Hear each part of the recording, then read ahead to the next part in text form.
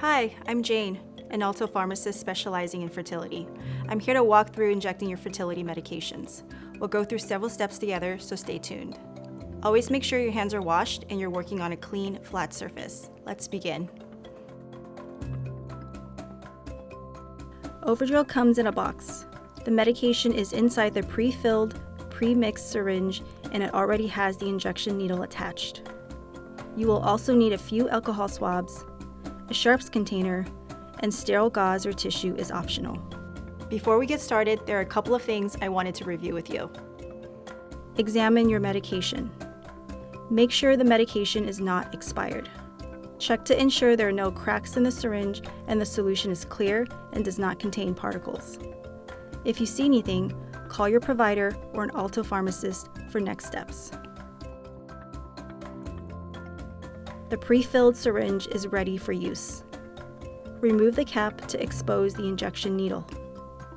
To remove any air bubbles, point the needle up, tap on the side of the syringe so the bubbles rise to the top.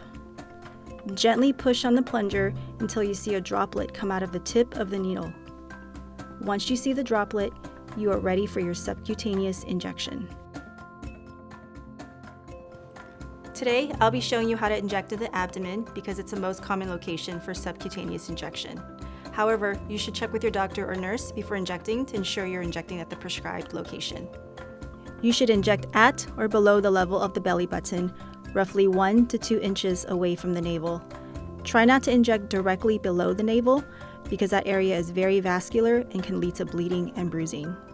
You should also rotate your injection sites to decrease discomfort.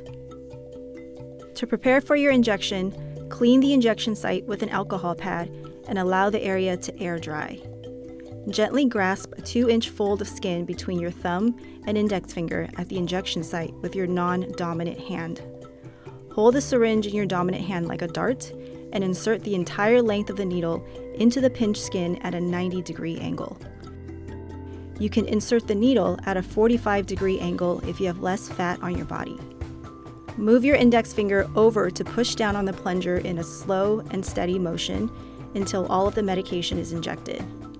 When you're done, release the pinched skin, hold it for a few seconds, and gently withdraw the needle. Lastly, apply light pressure to the injection site with gauze or tissue if there's any discharge. Discard the used needle and syringe into the sharps container. There may be minor bleeding, bruising, or redness around the injection site. You might also see a drop of liquid come out of the injection site after you pull the needle out. All of this is common and should not be of any concern. Let's talk about storage. Ovidrel can be stored in the refrigerator until the expiration date or at room temperature for up to 30 days. Ovidrel is also light sensitive, so store it in the original packaging to protect it from light. You're done. Thank you so much for watching. If you have any questions, visit alto.com to get in touch with an Alto pharmacist.